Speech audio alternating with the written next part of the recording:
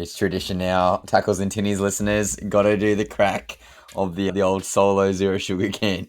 Welcome back, guys. Post Magic Round. We are episode 12 of the main podcast. Gazzy, I carried the team for us at Magic Round, mate. It was an absolute slugfest for the 3 days, but it was a hell of a lot of fun. But more importantly, mate, how are you first? I'm good. I was just thinking just before I was getting ready for the podcast. I was like, "Holy dooly! Like, what is it? 8:30 at night, and it's quite cold." Hey, Yeah, man. We've got the I've sun's had out, to put sun's on out, a jacket. You're still in your singlet, strong as ever.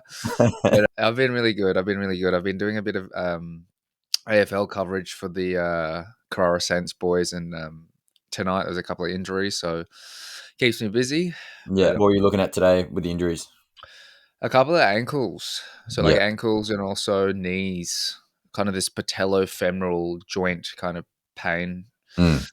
One of the guys is experiencing, one of the forwards in AFL. But yeah, it's nice to kind of chat to the boys and then see what's going on, give them a bit of a rehab plan.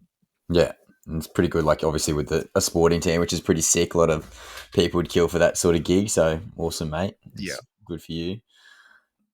Mate, Magic Round, Friday last week.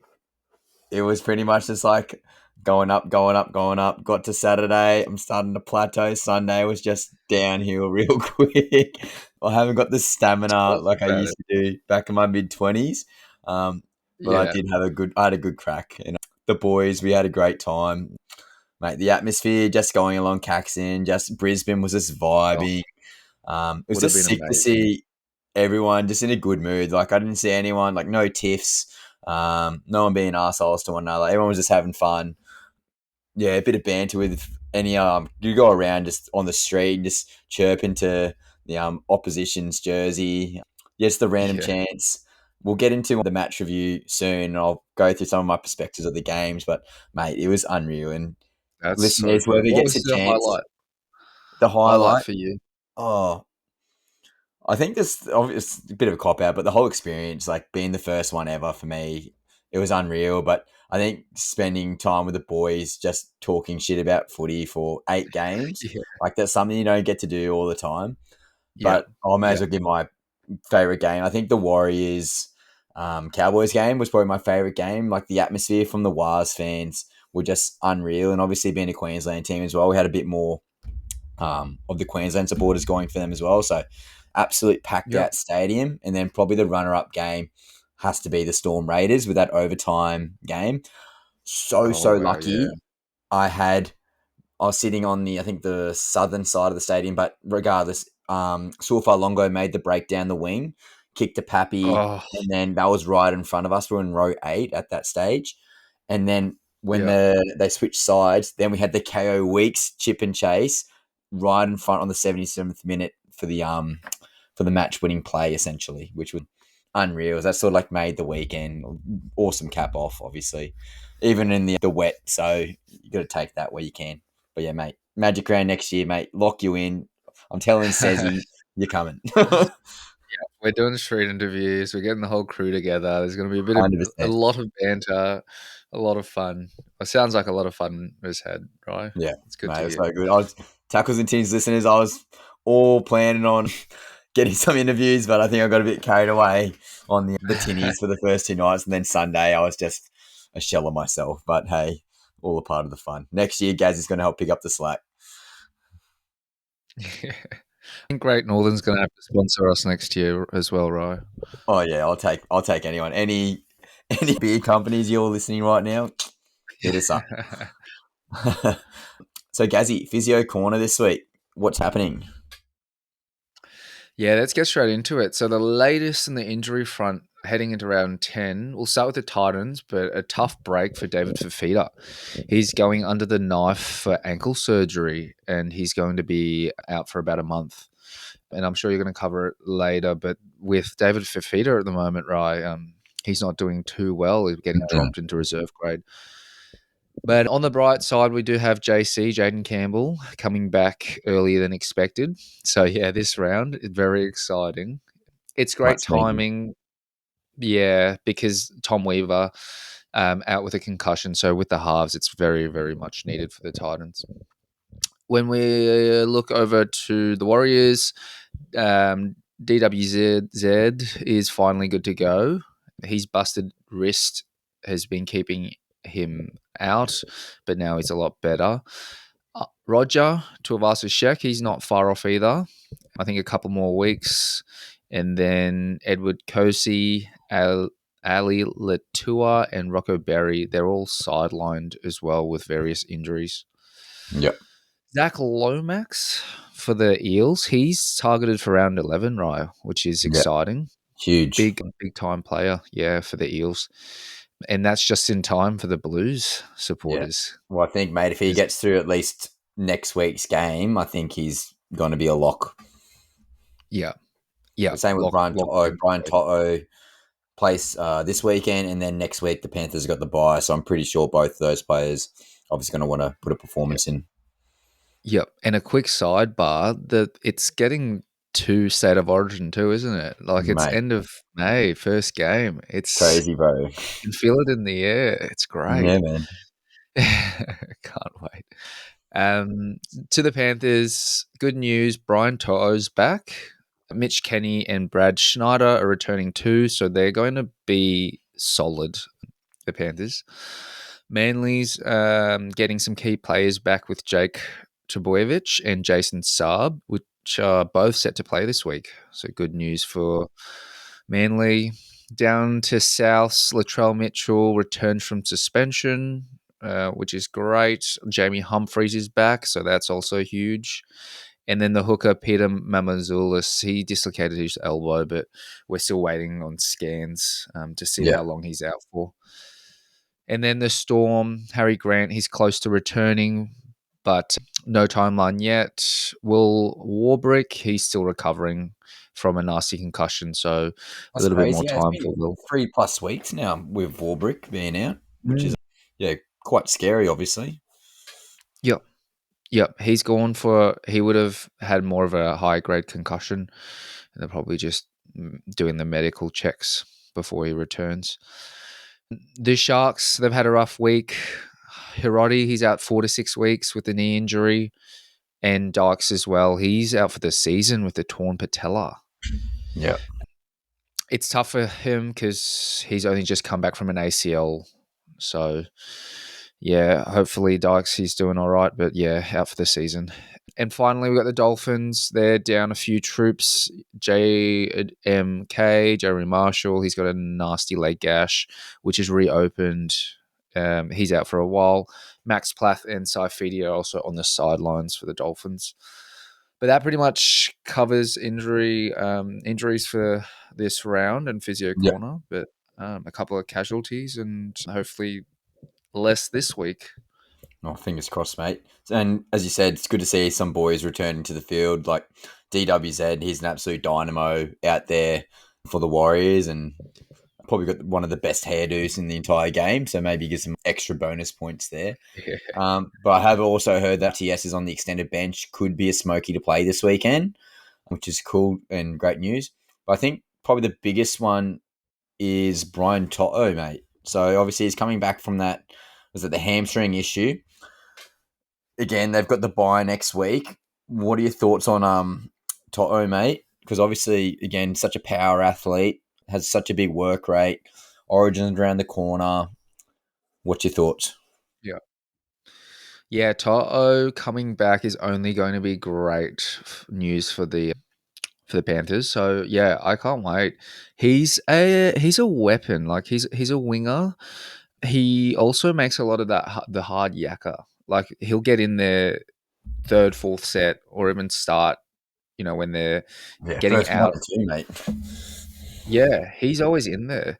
So yeah, great news. He's great, and he's such a fast player. He can finish, try scoring machine. Yeah, will be good. Will be good. In contrast, though, in saying that, I guess it's like the Panthers. They haven't done. I mean, actually, they've done pretty bad without him. But like, yeah, we'll see what like the impact in his return and see whether they can kind of climb back up because I feel like the Panthers are now climbing They're kind of on that upward trajectory. So, hopefully this is only just a boost for Penrith. Yeah. And obviously we'll get into the match review, but they're getting back and obviously got the bye, which is fantastic for them. I think they're much needed for a bye. But now they're going to get into that tricky origin period where probably Brian Toto, Nathan Cleary, Isaiah Yeo, Liam Martin, there's 4 guns out of your team at a minimum. So, yeah, it's going to be definitely a tricky time for the Penny Panthers. And I think a lot of those boys are going to have to back up.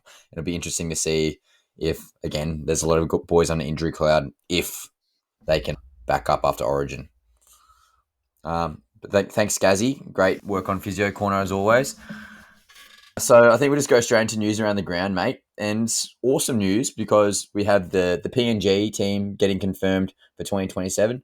But now we've got the Perth team potentially in 2027 or 2028. But the NRL has officially announced the introduction of the new Perth-based team set to join the competition again in either 2027 or 2028.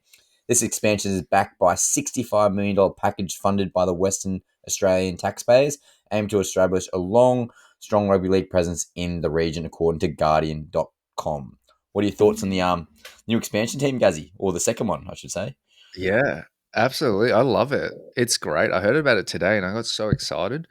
2027, fingers crossed for 2027 in 2 years. So, yeah, that's only going to inject, it's going to only add to the NRL. And I'm so glad that they were able to get it over the line because I think it's been a couple of years in the making.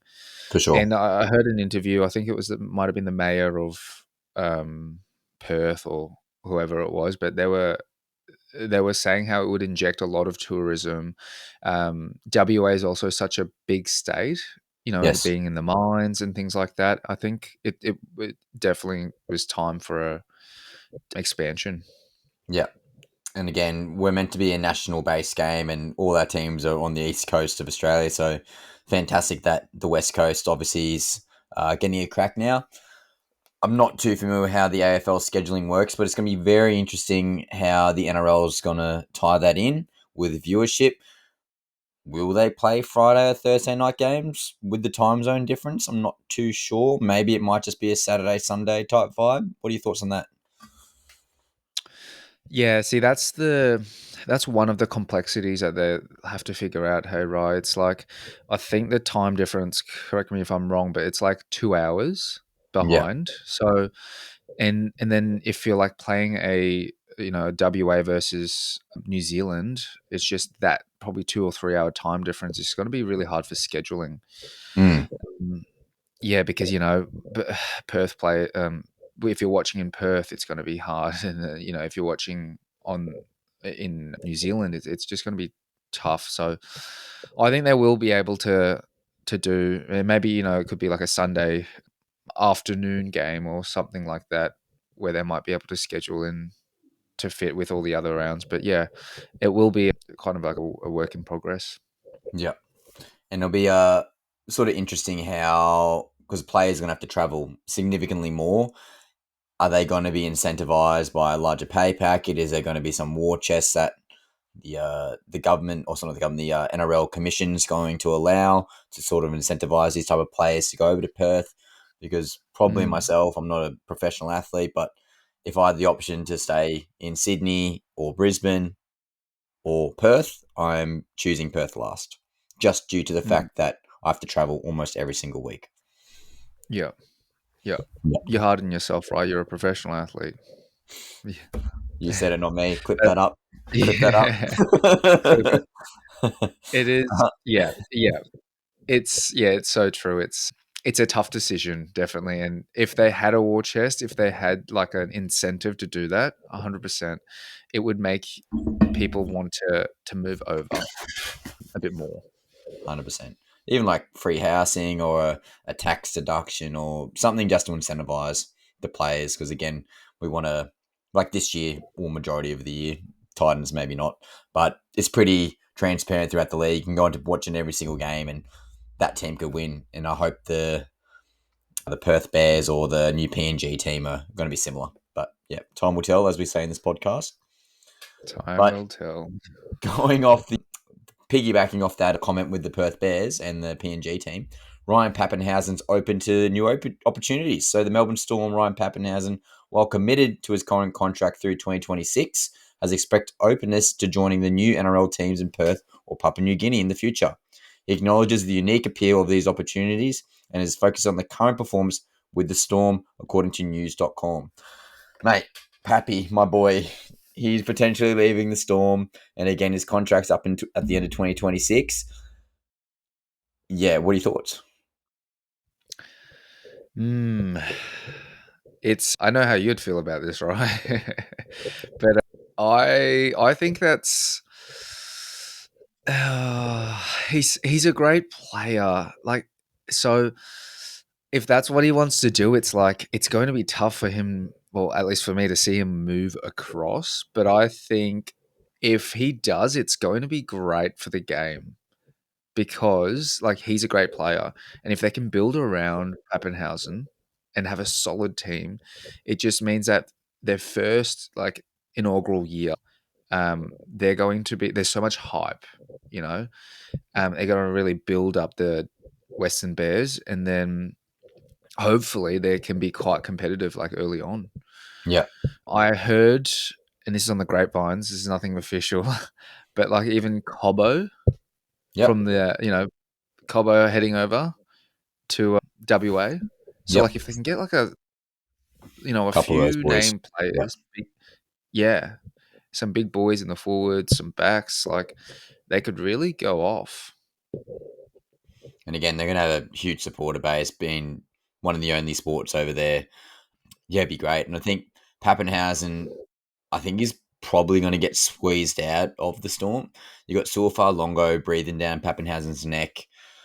Obviously, Pappenhausen's much better, but if you want to keep Surfar Longo, you're probably going to have to move on from Pappenhausen.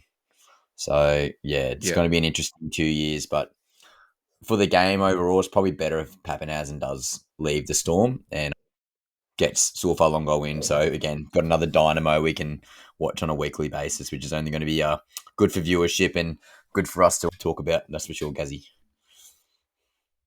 Yeah. So, I don't know if you saw this one about the Jacob Preston situation, Gaz, but the Canterbury Bulldogs forward Jacob Preston has received a 4-match suspension, effectively ruling him out of the State of Origin selection. His lawyer was called for the NRL to address the issue of players allegedly exaggerating injuries due to penalties, according to ABC.com. So I was listening to another potty or / news segment today. I think it might have been NRL 360. But essentially, Tino post-game went to Jacob Preston and said, sorry, mate. And I'm paraphrasing here, but sorry, mate, I milked that one. Like, he's literally just admitted that he's trying to milk a penalty. So, yeah, he challenged it and he got it wrong. And now he's got another match on top of his suspension. So, yeah, devastating news for the Bulldogs. Jacob Preston's been absolute dynamo. What are your thoughts on this whole milking situation, Gazzy? Yeah. That's a tough one, hey. I'm gonna go I'm with Tino, but being the Titans. Yeah, I boy. think the whole milking thing, yeah. No, it's like it needs to be it's not great to milk the penalty, but you can see why players milk it because it's like you do get a penalty, right? It's like if you stay down, the bunker will have to it gives it time for the bunker to look at it.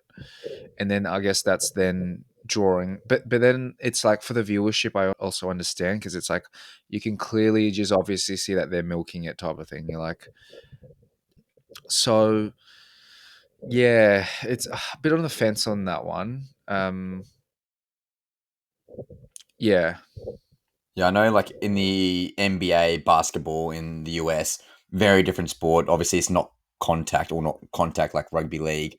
But if players flop in the NBA, they get a technical foul, which means they get a free, or the other team gets a free throw and the ball back. So I don't know what you could do if it's an obvious milking of the penalty. Maybe penalty goes the other way, but you can't really tell someone's milking because they're getting bloody hit by a big bopper running at full speed. Like, that's going to hurt regardless. So, yeah, it's a tricky situation, Yeah. isn't it? It is. It is. Yeah. Yeah, exactly. Maybe if Because it's then you can't super standardize. obvious. Yeah. Sorry, guys. I think maybe if it's super obvious, you could maybe give a fine post match. What are your thoughts on that?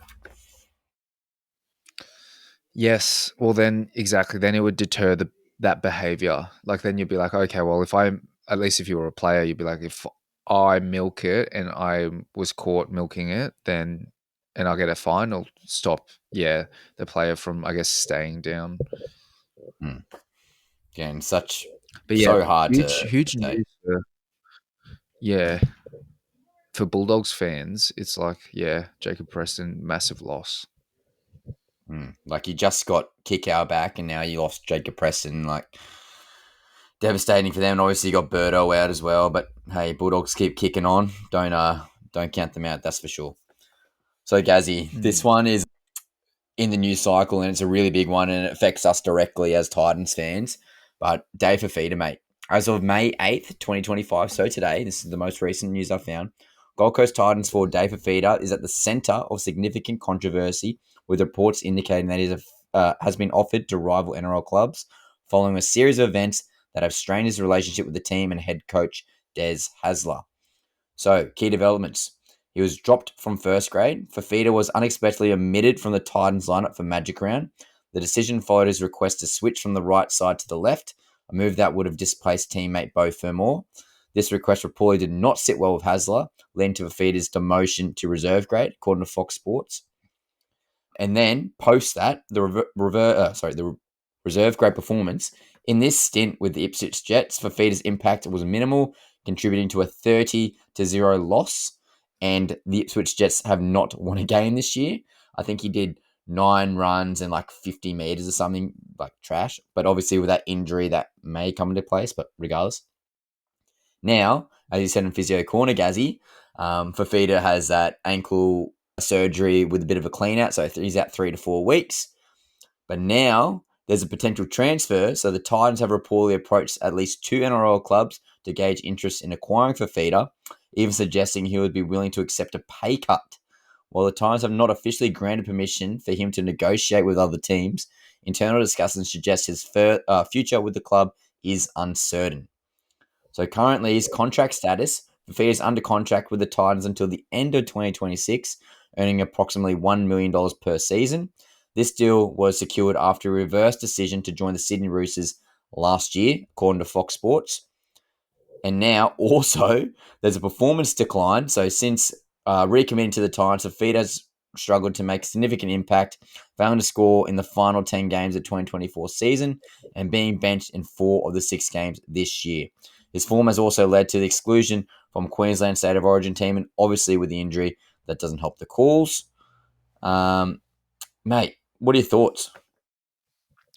Yeah, it's an interesting one, and we're really shining a light on David Fafita. But I think he's not playing up to scratch, like not up to his standard too. Like he's a very good player, and he has so much potential. And I think that's the thing with Desi. Like Desi Hasler has such a tough job at the Titans, and with David Fafita, it also it doesn't help that he's not like going up and meeting his potential. But he has so much to give Fafita. Like he's not playing at 100%. And if he could, he'd be worth that $1 million a season. But if he also leaves for another club, it's not a bad thing. Like as a Titan supporter, I wouldn't be too upset or anything like that because A, he could be do a better like he could do better somewhere else, but then B, it's like the Titans could also grab someone else that wants to be there because it seems like he doesn't want to be there or like he just hit a point in his career where he's not performing or not doing as well. Yeah. So gun to your head, Gaz. Would you try to trade for Feeder and try to get a player in exchange? Yep, yep, yep, would do at this current moment. With his injuries, with everything involved, I would say yes, yeah. It's just crazy because Fafita at his best is arguably the best back row in the game. And you watch him live, and the eye test just gives me Jamal Indris, he gives me Tony Williams, he gives me Dave Taylor, all these Mm, big boppers in the past who've had enormous potential have just fallen under after the hype has sort of gotten the better of them. And I yep. think obviously you said Gaz word for word, Des Hasler's got such a hard job, and he's a bit of a player's coach. He gets around the boys. He's very well experienced. He's gone through tough times. He's won championships. He's had a lot of egos and big teams. He's dealt with all different cultures, so he knows everything. Well, he should know everything, and he can't get Fafita's best. Three other coaches couldn't get Fafita's best, or well, at least consistently. It's getting to the stage where me as a diehard as well, mate, I probably would have to trade him, but I'm not just releasing him for the sake of releasing him. I definitely need player compensation, and besides Bo Fermor, we haven't got anyone in the back row who's ready to step in straight away. And really, when healthy, our squad should be a top 18. And we said this Mm, in the preseason. We got so many guns in our squad, and obviously we've been decimated in regards to like the positions of importance at fullback and at halfback, and some of our forwards as well, obviously for feeder being there. But if we can get compensation, get someone to step in his role and get a bit of salary cap relief, who knows? We could someone who's a gun. Like Gold Coast should be an attractive location to go to. We're a developing young team. Again, the Gold Coast is an attractive place as it is. So mm, there's so many things that the Titans should be doing and we're not doing.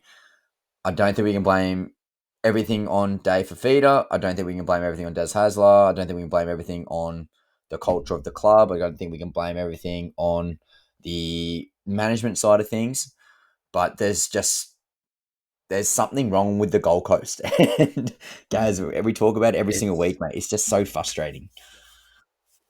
Yep, it's a curse. Well, I don't know if it's a curse, but there is something in the water, isn't there?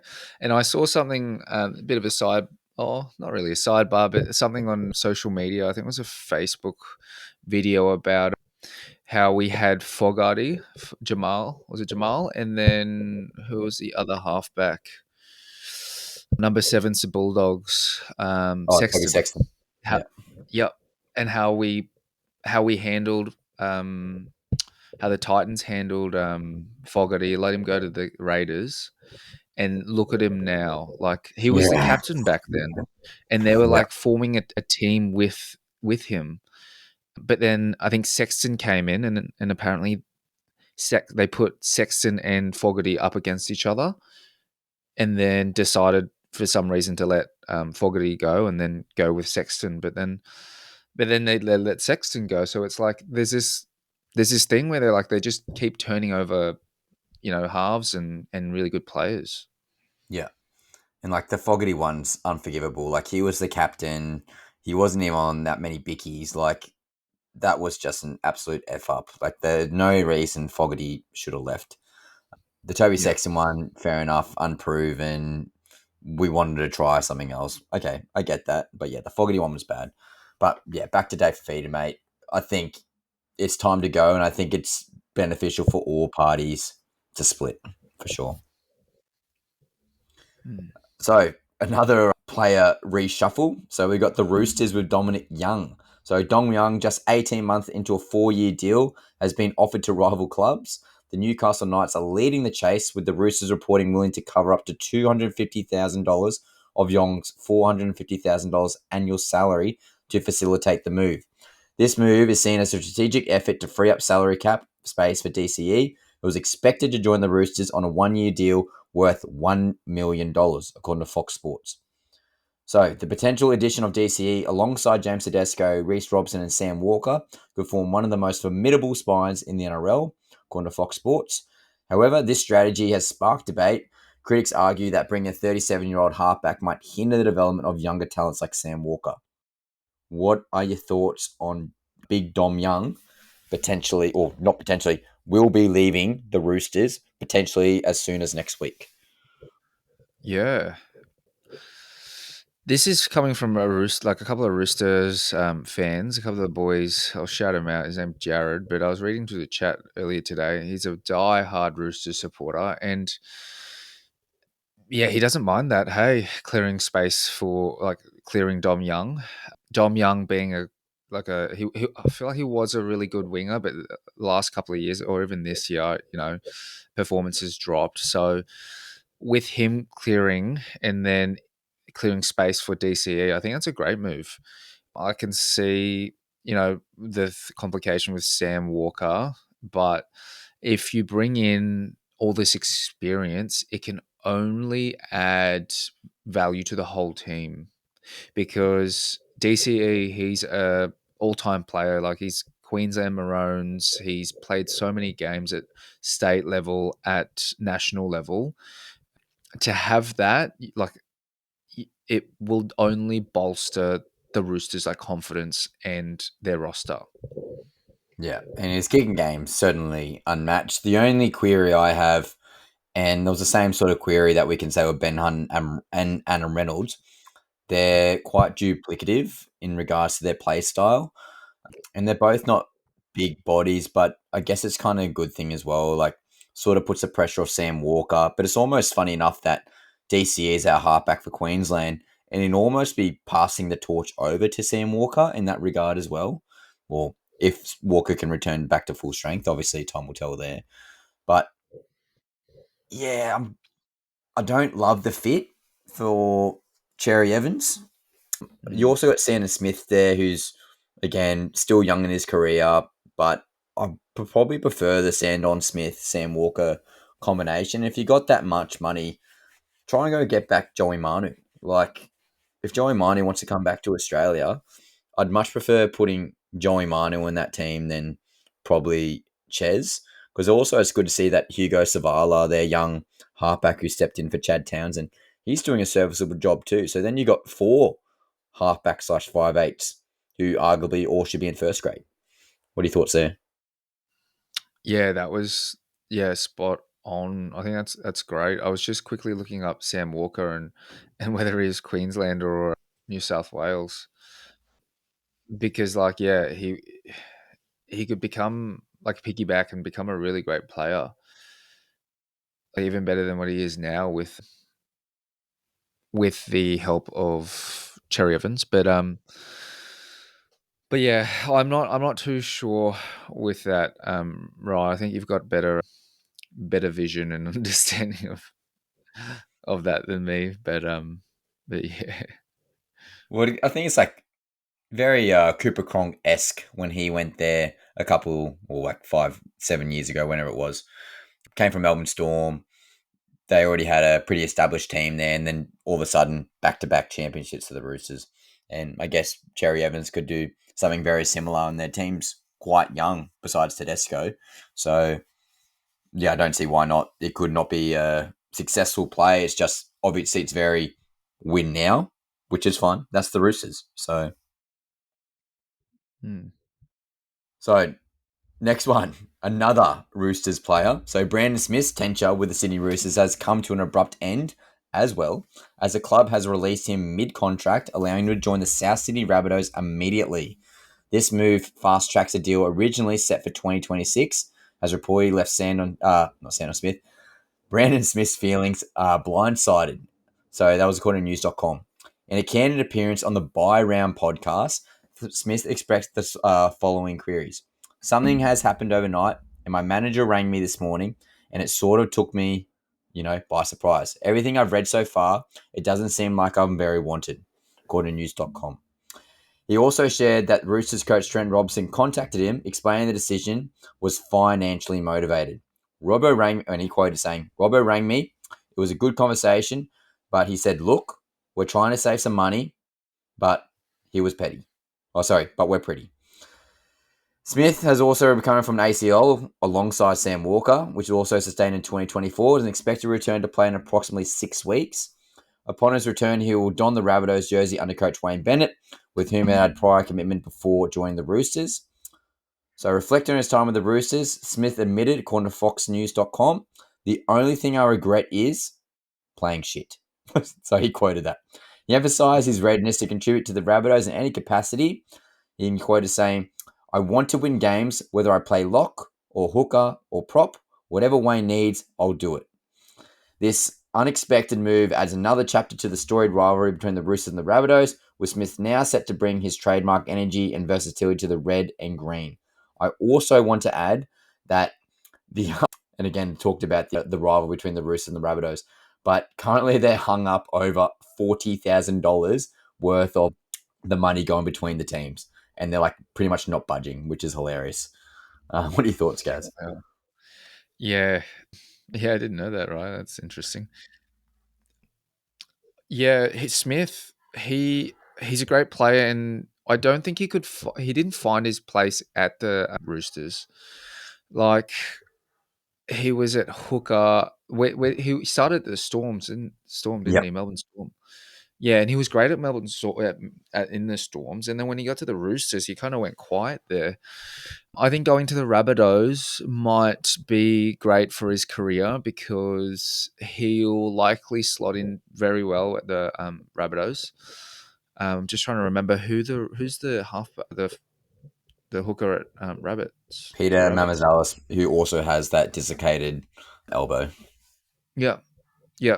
So I mean, Smith, he's a versatile player, right? He can play in the forward pack, like lock. I think he's played a bit of prop, hooker. So great addition. And like I'm putting myself in his shoes, like under the coaching of Wayne Bennett, it's going to be great.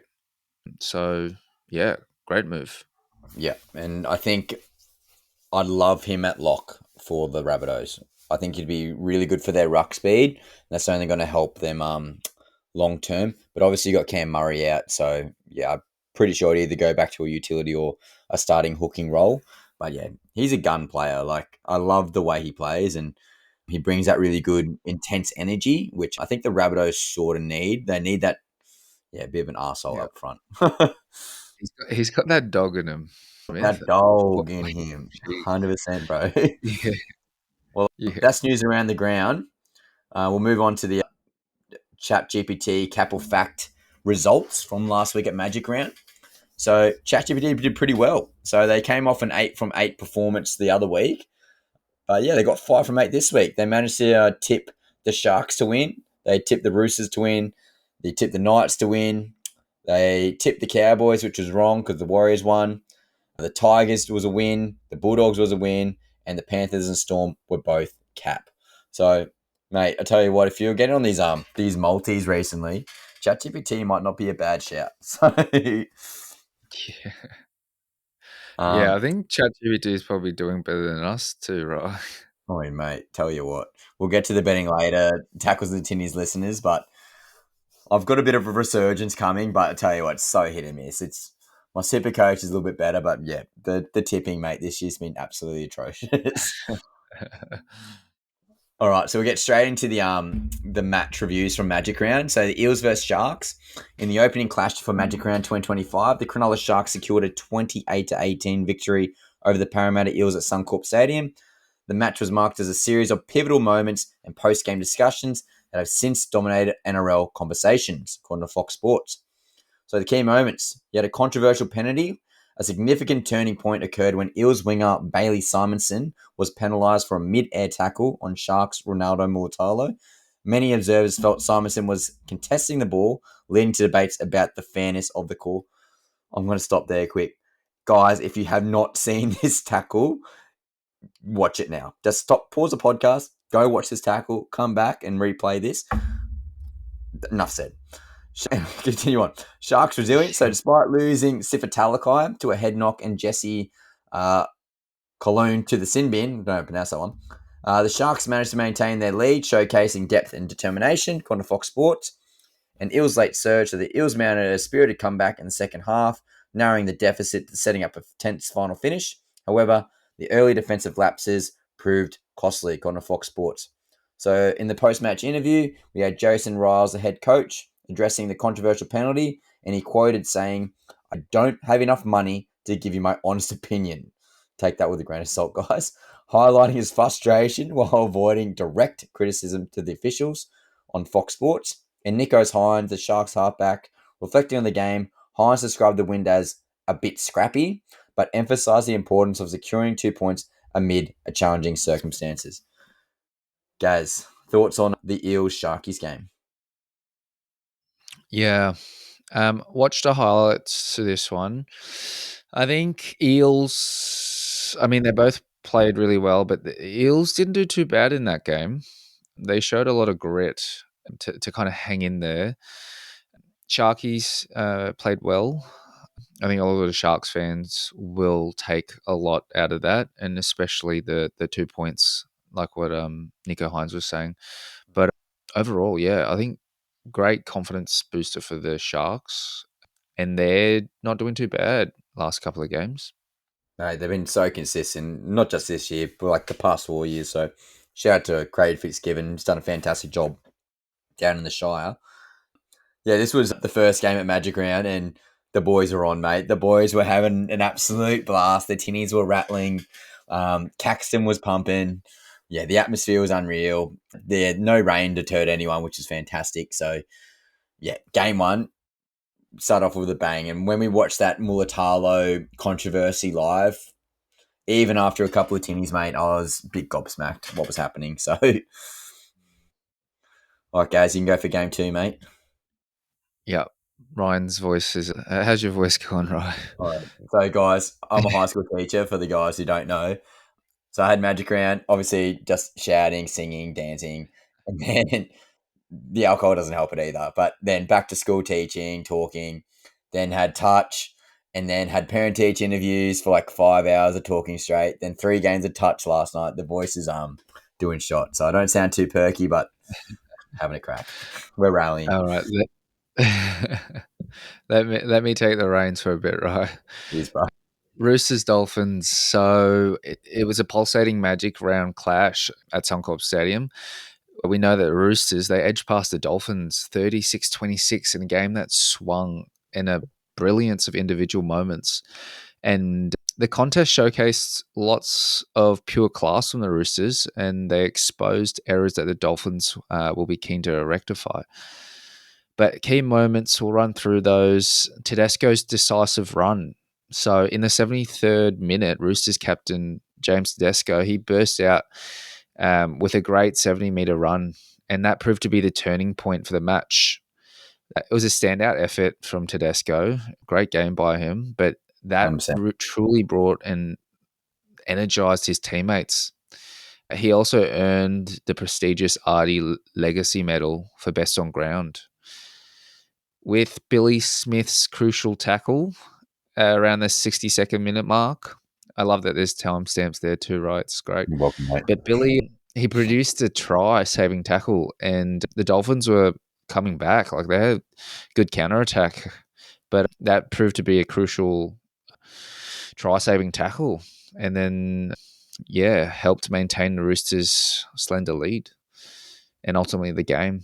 But the Dolphins, they had early spark with the offload from Josh Kerr to set up Cody Nikorima for a try. Now, I didn't see that, but I'm sure it would have been great vision at the game. Yeah. Lots of errors proved costly low from the Dolphins. So then, yeah, the Roosters were able to regain control after that. But post-match insights, James Tedesco. So he was quoted, "To receive this medal tonight is very special. I'm just trying to lead by example, and I feel like I'm playing some pretty good footy." His words, yeah, underscored his individual brilliance as a role and as a leader on the field. And then Roosters coach, he was quoted, "Our halftime adjustments made all the difference. The lads executed perfectly when the pressure was on, and the resilience was the key to our comeback." So this reflected the tactical shift and turned the match around in the second half. But Yeah. yeah, That you were at the game there, Rye. What was your mate. thoughts on the game? Dolphins, fins were up, mate. The fins were 100% up. Hamiso was pumping. He was doing his big, doing that one. But then I just want to touch on the Billy Smith try saver. if you guys haven't seen it, again, pause the podcast, go on YouTube or TikTok or Instagram and watch it. I think it was Josh Kerr, I think it was. But anyway, the guy ran through the hole, 100%, pretty much got to fall over the line, and Billy Smith comes out of nowhere and essentially just punches the ball out from the side and just spills his bickies over the try line. It had precision. And this is that slow motion when you watch it, but when you actually see it in full speed, unreal. That turned everything in time for the game. So yeah, shout out Billy Smith. Great try score. And just annoys me because that doesn't count for Supercoach. So, take it as you will. But yeah, shout out to the Roosters, mate. The James Tedesco has just been absolutely on fire. So definitely a smoky for Origin, and we'll definitely get some Origin chat in next week's potties because we're pretty much going to be right there. So yeah, thanks for that, Gazzy. So next game, we got the Rabbitohs versus the Knights. So in a revealing Magic Round encounter at Suncorp Stadium, the Newcastle Knights delivered a stringing thrashing to the the South Sydney Rabbitohs, with the final scoreline reading 34-14. So the game was a masterclass in discipline and structure from the Knights, while exposing glaring areas and lack of cohesion from the Rabbitohs. So key moments, they had early dominance, so the Knights kicked off the match with explosive display, exploiting early defence lapses by the Rabbitohs. A brilliant executed offload from the Knights playmaker set up their winger for the early try, establishing an emphatic tone that put the Rabbitohs on the back from the front on the onset. So the turning point and tactical errors, so midway through the first half, a series of unforced errors from the Rabbitohs in the midfield began to tell. A loose ball near the ruck was intercepted by the Knights, who turned defence into a swift counter-attack, scoring a crucial try that widened the gap significantly. These mistakes underscored the Rabbitohs' need to tighten up their fundamentals under pressure, and also their defensive struggles. So as the game wore on, the Rabbitohs' disorganisation became increasingly apparent, missing key tackles and failing to communicate effectively in defence, allowing the Knights to maintain relentless pressure, sealing their dominant performance and stifling any hopes of a late comeback, according to Fox Sports. So post-match insights. So Coach Wayne Bennett for the Rabbitohs, they've got to play like first graders. They want to compete at this level. Tonight's performance by the Rabbitohs was hard, lesson of discipline and basics. We didn't execute our plan, and the results spoke for themselves. And in the Knights halfback, our structure and execution were spot on. It wasn't just about attacking. We capitalised on every error. The Rabbitohs simply couldn't match our focus on both ends of the field. I think the biggest takeaway for me was, if it didn't rain, the Knights were putting on about 50 points. I think it was they were going a point per minute till, I think it was 18 points in 20 minutes. And then all of a sudden just started pissing down rain for about 15 minutes. It was going sideways. All the equipment was getting packed up. We were row 3, and it was pretty much, what would we say, pools of water, probably 15 or 10 centimeters deep in the corners of the stadium, torrential rain. And then obviously the game sort of tightened up. But yeah, Morgan, I know you're listening, mate. So Rabbitohs are trash. They're so bad. You're lucky you got Latrell Mitchell and Jamie Humphries back this week. But mate, they're not going to help you. So Oh, poor Morgs. It's funny you say that. I was about to bring him up as well, right? I went for a ride with him the next day. We went down Currumbin past the rock pools and back. But he wasn't too impressed, good old Morgs. But very hard done by the Rabbits. They're just not playing great. Hey, it's like the Titans. They're so inconsistent. Well, consistently inconsistent. But with the two coming back, yeah, fingers crossed, they should be able to at least make a little bit of a dent. I think Jamie Humphries. I was going to say also, yeah. We've been knocking the Knights a fair bit, but the Knights, at least they turned it around and was able to get a W on up their sleeves. And then we know the Knights have got the Titans this week. So fingers across. Come on, Titans, if you're listening.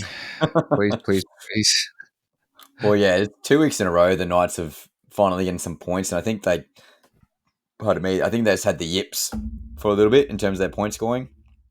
Yeah. Ponga's always had that rib issue with the cartilage damage, and he's been taking painkillers every game, and probably explains why his Supercoach went down so much. But I'll take the $250,000 savings that I've done. So thank you, Ponga. But yeah, we're as a Titans fan, guys, we're definitely meeting the Knights at the worst possible time. So Mm. I'm nervous. I'm nervous for sure. All right, Gazzy, you can get All the right. Wise Cowboys for me, mate. Yeah, Warriors Cowboys. So that was in a thriller at Suncorp. The New Zealand Warriors, they eked out a 30-26 victory over the North Queensland Cowboys in a contest defined by gritty plays and game-changing moments. The match was a testament to the Warriors' resurgence this season and highlighted a key intervention by Luke Metcalf that kept the Cowboys at bay when it mattered most. So, key moments for that game: Luke Metcalf's crucial save. In the dying stages of the game, halfback Luke Metcalf produced a sensational try saving effort that denied the Cowboys a potential match winner. With the Cowboys mounting pressure, his timely intervention not only sparked a collective defensive response, but also galvanized the team to hold on for a win. Resurgence from the Warriors, riding high on one of their best starts in a club history. The Warriors showcased tactical composure throughout the match. Their seamless adaptations from smart ball distribution to strategic defensive line shifts allowed them to counteract the Cowboys' late surge and keep the scoreboard ticking in their favor. And then the Cowboys, they did have a late rally. They're renowned for their fast finishing ability, attempted a late comeback with a series of dynamic runs. But despite their aggressive push, the Warriors' resilience and decisive play in the final minutes proved just too strong, and ultimately keeping the margin slim and the victory intact. That was all from Nine News. But post-match insights, Rye, Luke Metcalf, so the Warriors halfback, was quoted, "It's moments like these that remind us why we fight till the very end. I'm just glad I could make a difference when we needed it most." His remarks capture the adrenaline and determination of a player who stepped under immense pressure. And true leader. Warriors coach was quoted, "Our team has grown in resilience and belief. Today's performance, especially on defense, showcased that even under pressure, we can lock in and deliver when it counts." And this shows the evolving mindset that within the Warriors squad and emphasizing tactical refinement and the importance of unity in high stakes match. Ryan, between the Warriors, Cowboys, how did you find the game and what are your thoughts? Oh, mate, this, again, as I said earlier in the potty, this game was probably the game of the round in regards to atmosphere, at least. Mate, the Mm. Warriors fans, hats off to you guys, eh? Like, you guys brought the energy. You're by far the loudest team. It's probably a Warriors home game in Brisbane anyway. So, but yeah, mate, the energy that they had. Lukey Metcalf, I think, got 100 points in the first half in Supercoach, which is insane. Wow. Yeah, he killed it. Metcalf's been on fire recently. Obviously, had a bit of a turbulent start. Killed it in the first couple of rounds, but obviously then had a slow start. People rage traded him, including myself. Jake rage traded, then traded him back in. Like that's sort of been his season, but it's really good to see that Luke Metcalf's finding a bit more consistency, especially a halfback. He hasn't really played there for. He's playing 5'8" last year. I think he's only played less than 20 games at halfback total. So yeah, really good for Luke Metcalf and their confidence there. I believe Edward Cossey went off with an injury, so I think he was playing on the wing, which shifted everyone out one. So again, kudos to the Warriors for covering that. Lecky Halamasia, like he had that really good long range try about a month ago now. He played a full 80 minutes for the first time. He was unreal. Definitely passed the eye test live. He's going to be a dynamo long term for them. Yeah, Cowboys, mate. Drinky was on fire. Like, again, I was going to put him in Supercoach. I ended up going with Ponga, which ended up well as well. But Drinkwood absolutely killed it. He's going to be probably a big factor for them to make the 8 if they do get there. I thought Tommy Dearden was solid. Jeremiah Nanai's finally getting some good form leading into that origin period, which is fantastic for the boys. But, mate, up the was. That's all I can say. Up the was. Up there was. Yeah, they were unreal, Nice. mate. They were very, very good. And again, they deserved the win. They looked like the better team, and I think the crowd certainly brought them home. So shout out to the crowd at Magic Round. Mm. So next game, we got Tigers versus Dragons. So in an edge of your seat Magic Round showdown at Suncorp Stadium, the West Tigers narrowly outlasted the St George Illawarra Dragons, clocking in an impressive 34-28 win. The match was a roller coaster of momentum swings, and the Tigers, despite falling behind early, rallied with clinical precision and resilience in the second half. So key moments, so explosive early exchanges. The Dragons struck first with young half, don't know the first name, Lika King Tongia. So he's a cheapy young gun on Supercoach. Shout out to Nico taking a punt on him, but he got like 80 points in Supercoach. Nonetheless, carving open the Tigers' defence to put his side on the scoreboard within the opening minutes. However, the Tigers quickly answered back as slick interplay between Jerome Luai and Lockie Galvin set the stage for Charlie Staines to put the Tigers on the board. There was iconic counterattacks, so one of the match-defining plays came just before the halftime whistle after Dragon second rower Jaden Su'a lost grip over the ball over the line and near attempted tackle. Dream Buller picked it up and embarked on a sensational 105-metre intercept try. This breathtaking burst not only electrified the crowd, but also punctuated the Tigers' intent to dominate the exchange. There was a late defensive stand, so with the Dragons mounting a spirited late surge, scoring consecutive tries to claw back into contention, the Tigers' composure was tested to the limit. The sense of grit, particularly from Clint Gutherson and his mates, ensured that every attacking opportunity was met with resolve and resilience. This late stand ultimately preserved the Tigers' slender lead and secured the victory. So Clint Gutherson was quoted, "It's nights like this that show who we are. We dug deep, even though they were a losing team.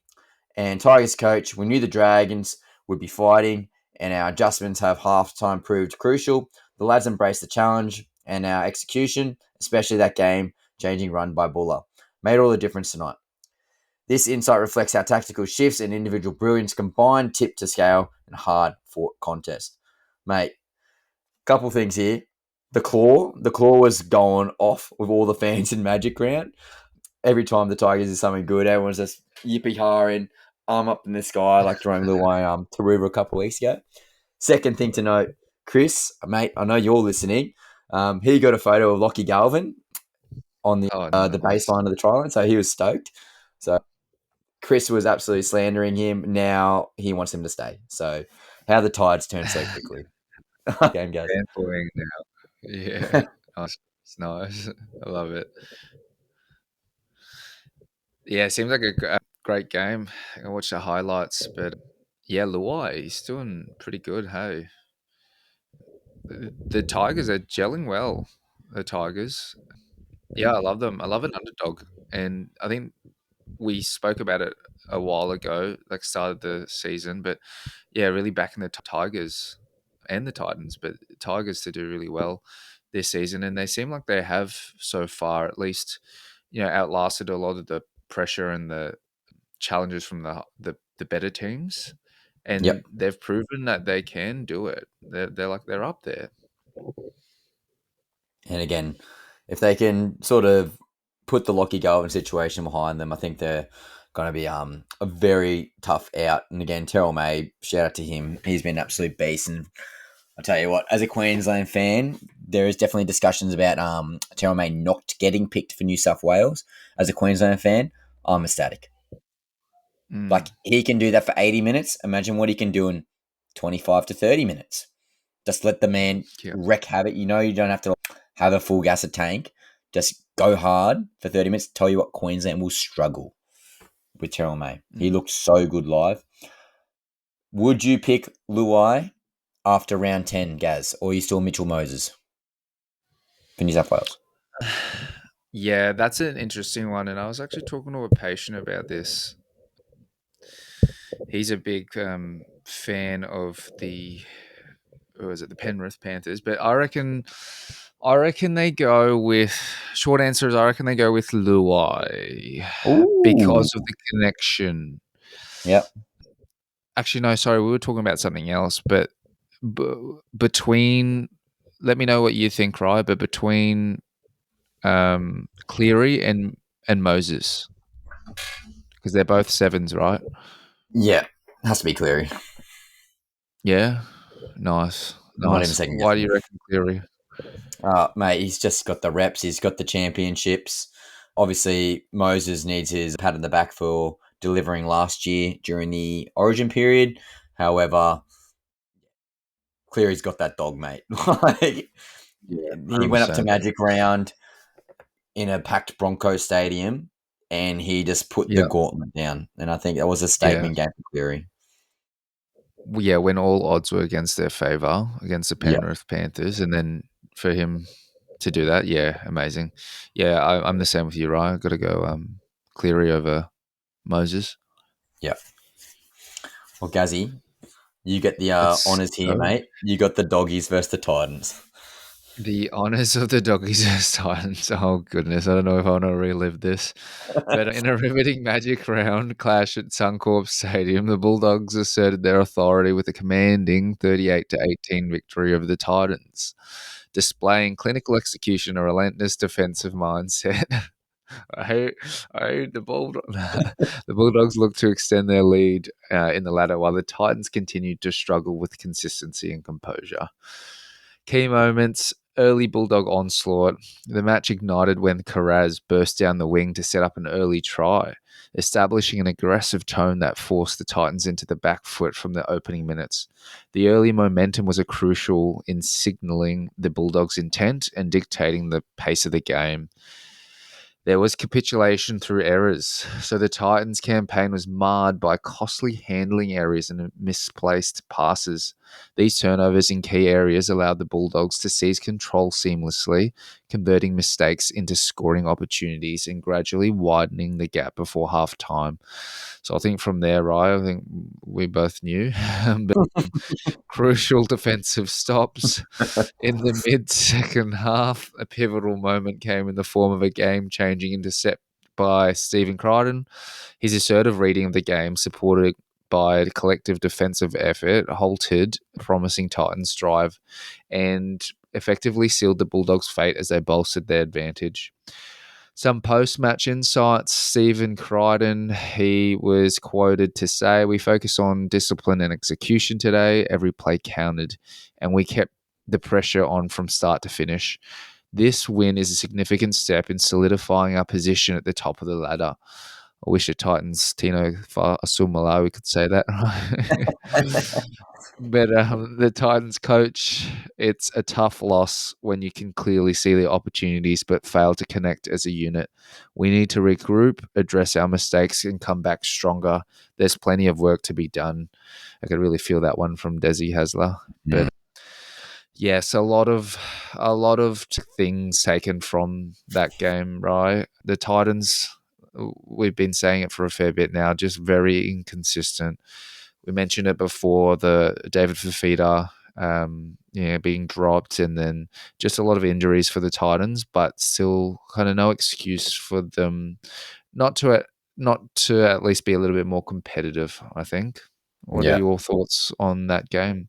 Oh, mate. Yeehaw and chirping. Wearing my Titans jersey. Surprisingly, a lot of Titans fans there at the game, which was unreal. But, mate, when your halfback goes down to a HIA in the first 5 minutes, you know you're not going to be in for a good day. Mm, Jalen de Groot essentially had to play halfback, shared responsibility with AJ Brimson, but both of them haven't really got a long kicking game. So, yeah, Chris Randall had to step up as well, but as soon as Weaver went down, it was game over, unfortunately. Jacob Carraz, I know, again, I'm shouting out Chris, but Chris was captaining Carraz on Supercoach. He managed to get 150. However, in typical Adam fashion, Adam managed to swindle his mindset and change it last second. So, yeah, oh, Chris was wow. pretty salty on the Carraz situation there. Oh, I would But be mate, the too. dogs, what can we say, mate? Yeah. They're just unreal. Like, they're consistently turning up every single week. Doesn't matter if they got injuries. Doesn't matter if they got suspensions.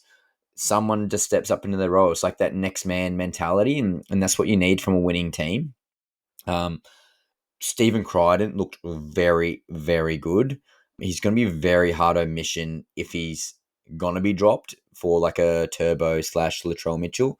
But if I'm Coach Laurie Daly for the New South Wales Blues, he'd be one of my first guys picked.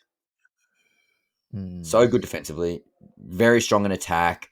He's got that bloody energy. Like, as soon as like we scored a try, like he was just going like yeehawing like this, like you're too small, you're too small. Like the banter that you want as a player and as a fan. Like he's that guy that you need. And again, he's been there for 2 years, and the Dogs have done good for 2 years. So, and the Panthers doing not so good. So correlation equals causation, I guess.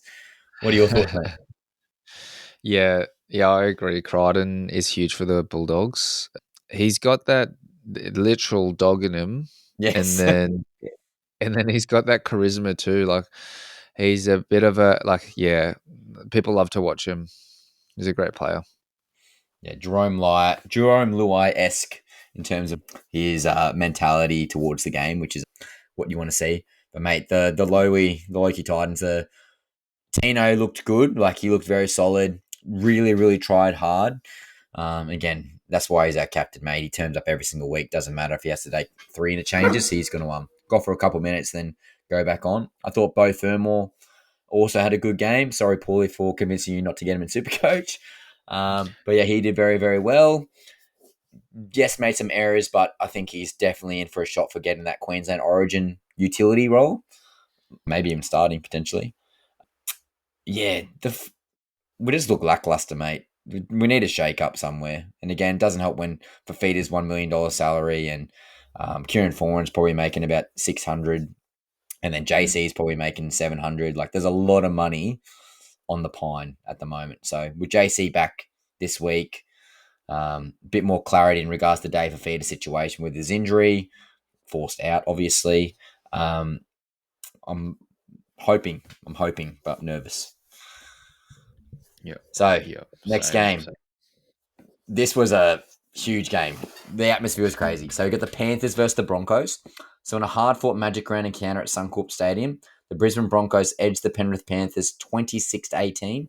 The Broncos' combination of tactical discipline and opportunistic play proved the difference maker, while the Panthers were left to rue missed chances and unresolved selection issues. So overall, Gaz, the Penrith Panthers live, I've never seen them live before, but the Panthers looked unreal, okay? I've actually misquoted myself. I've got notes from last week, but I'll quickly get the score up. But the Panthers, mate, the eye test for them, Nathan Cleary live is just unreal. And then looking at Dylan Edwards looking to regain his position over James Tedesco was also important. But apologies, it was Penrith Panthers 32-8. The biggest thing for me to watch it live was the control of the Panthers and slowing down the ruck of the Broncos big boys. It was wet weather footy, which didn't help the Broncos. But the Broncos, particularly Adam Reynolds and Ben Hunt, they looked very disjointed and they were really struggling to get a hold on the game. And I think Nathan Cleary just proved why he's the best player in the competition. It was really good to see that some of the changes that they made for the Penrith Panthers. So they dropped Casey McLean from the centres, and that just opened up Thomas Jenkins again. He got a double, which is really good to see. They got a young fella in Patea, who's a front rower. He got over for his meat pie, which is awesome to see for a young fella. But, mate, Broncos just look crap. They looked like the last 20 minutes from a couple of years back when they choked that grand final over the Panthers. So Broncos got some work to do. Payne Haas obviously tried really hard. Carrigan tried really hard. Cobbo looked good at the back. But, mate, is it premature to say the Panthers are back? What are we thinking? I reckon they're on their way back up. They were at rock bottom. I think they're only going to get better from here on to the rest of the season. But then we need to talk about the Iceman, Nathan Cleary. Like that was a spitting image of the grand final a couple of years back against the Broncos.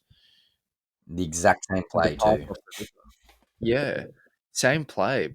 Yeah, from the hooker over to Cleary. Cleary with the left foot step, back in the ruck and scoring the try. There was vision of it back to back, like the video, and yeah, it was literally the same play. So yeah, I mean, it just shows you that the Broncos probably have a bit of work to do in terms of defense, but also, yeah, the the Panthers. I think that was a good game. Like, I think they're on their way back up. Yeah, 100%. They looked really good. Right, Gazzy, you can get the last game for us. Raiders Storm. Raiders Storm.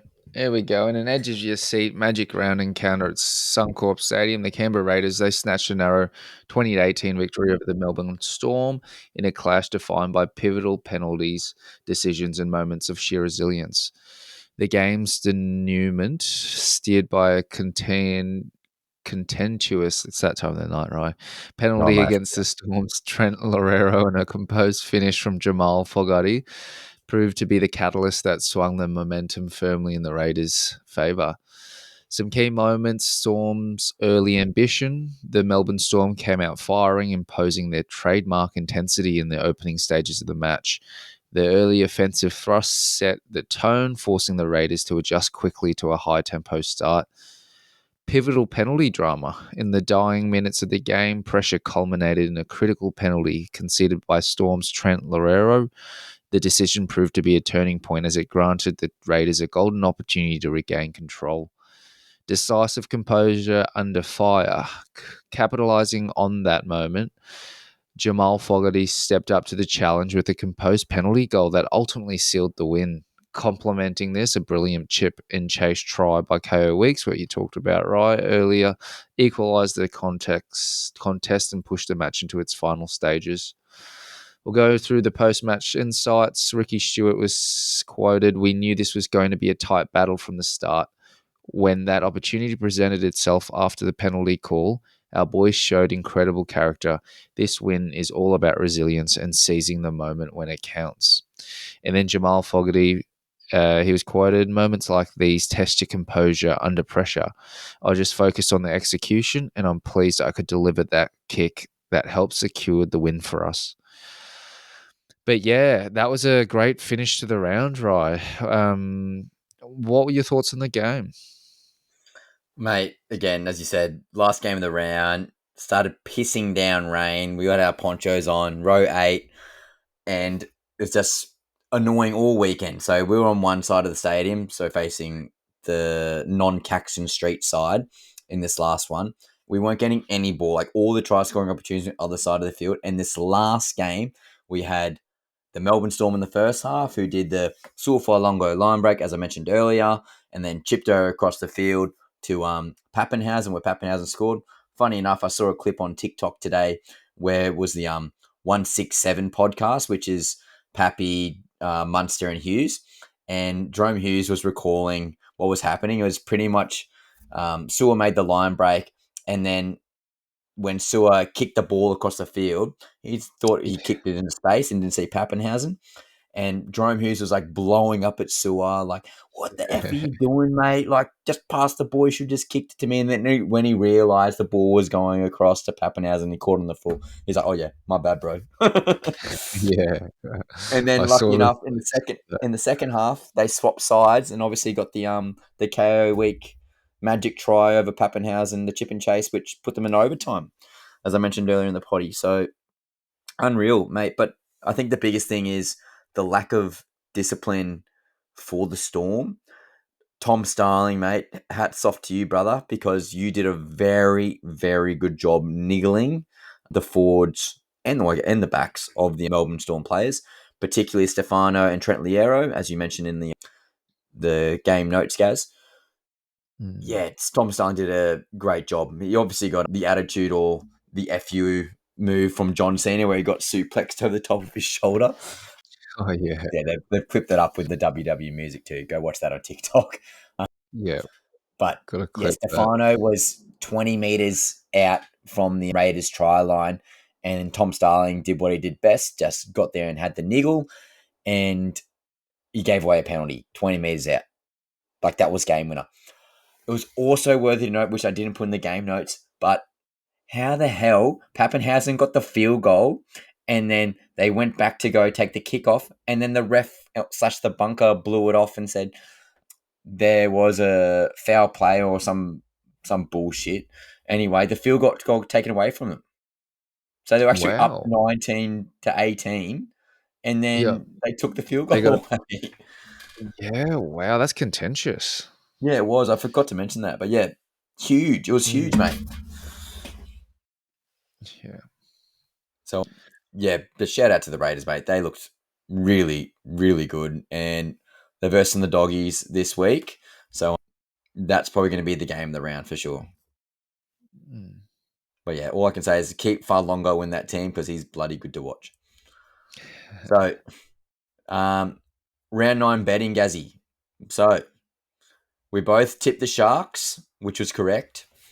The Roosters Dolphins, I tipped the Roosters, you tipped the Dolphins, so I got one up on you. Rabbitohs versus the Knights, I tipped the Knights, you tipped the Rabbitohs, so I got another one. Oh Warriors no. versus the Cowboys, I tipped the Cowboys, so did you, so we both got that wrong. Tigers versus the Dragons, we both tipped the Tigers, so we got that one right. I actually was a bit contentious here, and I tipped the Dogs over the Titans the first time all season, and the Doggies won. So I'll take the point. And the Panthers versus the Broncos, both did the Broncos, and then we both tipped Storm versus the Raiders, both did the Storm, and got that one wrong. So the bold predictions, the Broncos, for myself, I said the Broncos to beat the Panthers by 20 points, which was incorrect. I said 3 out of the 4 Queensland teams to win. No one from Queensland won this week. So that's a shit bold prediction. Maybe should have just said 1 from 4. And then one game to go into overtime, which was the last game. So I got a point there. Gazzy, your bold Nice. predictions. You said Mitchell Moses to go 90 plus on Supercoach, which was incorrect. You said Rabbitohs to win, so automatically wrong. And then Titans to win by 12 plus, and that was also wrong. So Gazzy, in round 9, you got 2 points, and I got 6 points, which means I'm back, baby. Total points for the season. Gaz, you're on 35. I'm on 38. Gary, eat some nuggets, mate, because that's what's going to be happening soon.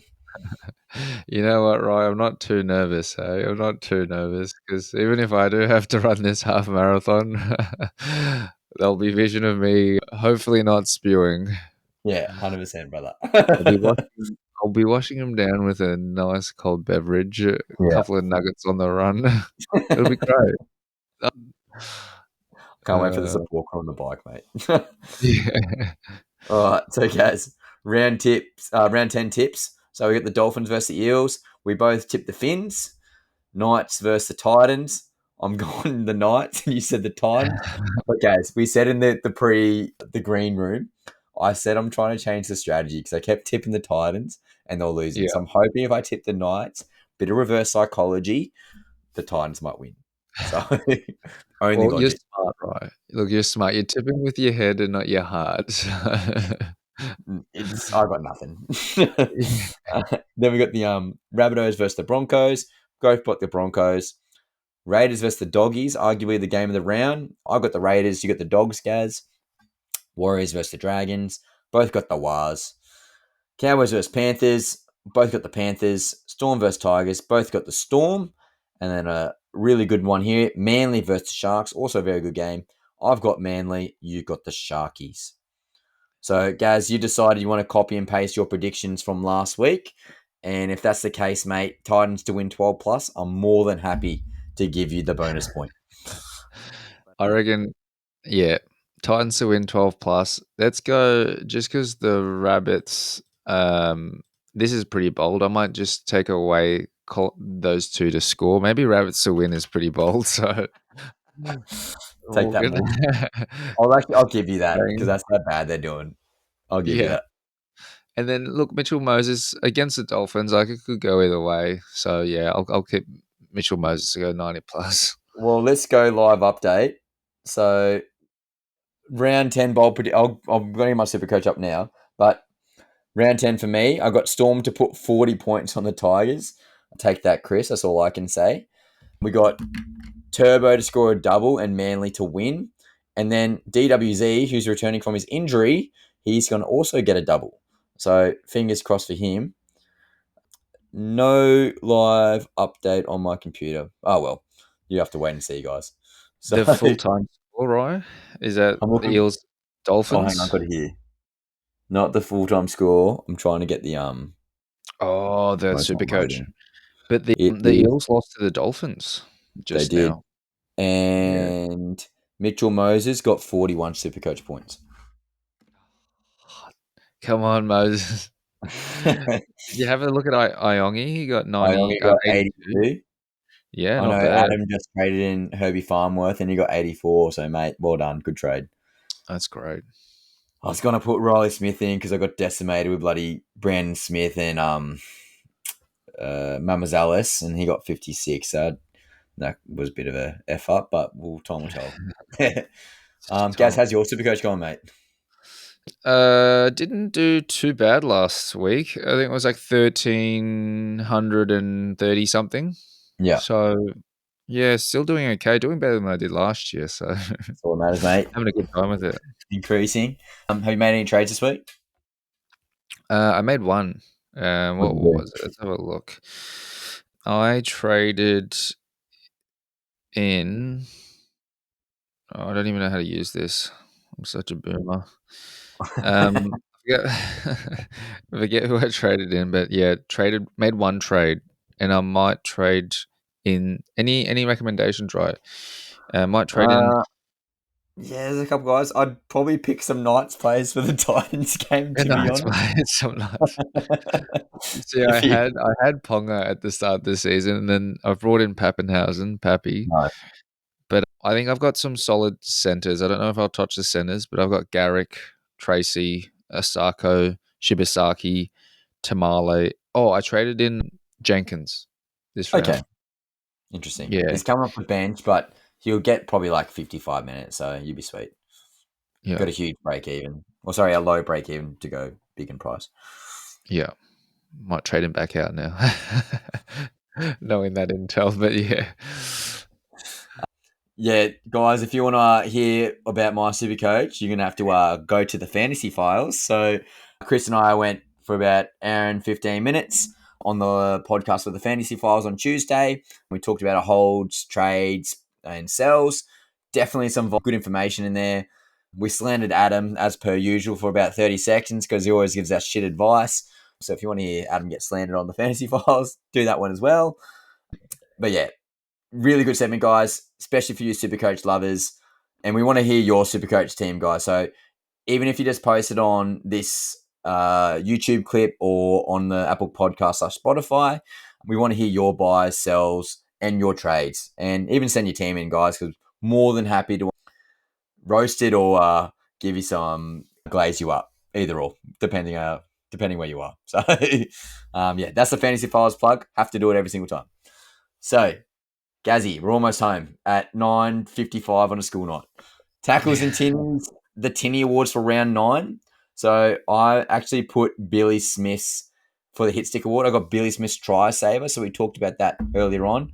Not necessarily a hit per se, but I tell you what, you'd have to put some bloody big force into the ball to knock that over for pretty much a guaranteed try. I've got the Hidden Gem Award for Sua Falongo. Again, I love Farlongo. He's so good to watch live, let alone on TV. He just backs himself every opportunity that he has, whether it's a chip and chase, whether it's a goosey to a big step, or now even Melbourne Storm just have set plays for him off the scrum. Like literally give him the ball early and let him cook. Like that's sick. So hidden gem, definitely Farlongo. This one was tricky this week. So the not so super coach award was Braden Trindle. There's no like major standouts in terms of big buys because pretty much every big player killed it this week. But Braden Trindle got 15 points, mainly due to the fact that Nico Hines dominated that game with the Sharkies. He got over 100 points. Now, the Supercoach player of the round was Jacob Carraz at 152 points. Jakey, I know you're listening to this, mate, and you refused to buy him in because he had a break even of about 82 last week. How does that look now, mate? So, and honourable mentions to Robert Toya, who also scored 148 points. And Gaz, I don't know if you know this, mate, but Robert Toya is a Queenslander. So he's a Great. potential smoky for the centre position. Bloke who needs a tinny. Gazzy, do we need to say it again? But Des Hasler? Oh, he needs multiple tinnies, right? Multiple. Yeah, he's probably had about 10, I reckon, already after this Dave Fafita situation, and they're just so trash. But we stay strong. We're loyal. We'll rally. And Yeah. finally, the illustrious award, the Golden Tinnie Award, our MVP of the week. It's KO Weeks. Okay, that chip and chase over Pappenhausen in the 77th minute, as mentioned earlier, that was just an all or nothing play. Pretty much, if he didn't score there, the Raiders lost. So huge play by KO Weeks in the pouring rain. Unreal. Great job, KO Weeks. You're definitely earned the Golden Tinny for the Magic Round 9 bonanza. So, again, I've said it early in the potty, but I think my match of the week is the Cowboys versus the Panthers. I think that's going to be a highly contested game. A lot of players fighting for origin positions. You could argue Reece Robson's not a lock. You could argue Liam Martin's not necessarily a lock. You could argue Murray Taulagi is not a lock. There's a lot of guys wanting to put their hand forward for this game, and obviously both teams are performing, well, I guess in recent weeks, much better. Guys, what's your match of the round you want to see? That's going to be a good game. My match of the round's going to have to be. I reckon Storm Tigers will be a good game. Storm Tigers, Manly Sharks. So the last two games will be a good one. Like with the Tigers, it'll be interesting to see how they pair up against, like, the Storm, very, top 2, 3 team. And then with the Sharks as well, just considering that they've been doing so well, I think Manly Sharks, that's a pretty like evenly matched one. So it'll be good to see who will get up that round. Good shout, Gaz. Good shout. So that's pretty much the show, guys. Episode 12. Gaz, we are flying along. It's just crazy to think that pretty much 12 weeks ago we started this podcast. 3 months almost, mate, Yeah, which is insane. And it's I'm certainly amazing. enjoying the ride, mate. Yep, love the process. It's great fun. It's a lot of banter between us both, and it's great to get the listeners involved too. So 100%. let's keep it up. 100%. Guys, but again, we'd love to hear from you. I've been responding really well on social media. So again, we're on every single platform: Instagram, Facebook, TikTok, YouTube, Apple Podcasts, you name it, we're on it. We'll respond to you. Doesn't matter if it's a silly question, your own hot take, or you think our takes are shit, which is probably half the time anyway, Gazzy. But yeah, we want to hear from you guys. This show's me and Gaz are here to interact with you as much as interact with one another. So again, please comment, like, subscribe, and share it. And if you guys are listening to the podcast version, we'd love for you guys to give us a 5-star rating. Again, every podcaster says it, but you actually have no idea how much of a difference it makes in terms of the viewership and in terms of us getting reach. So again, guys, if you can do that for us, that goes a long way. Gaz, any last words? No, I guess thanks for listening. Yeah. Well, guys, that's it. 10 o'clock on a Thursday night. We'll get this out for you tomorrow. Peace out. Thank you.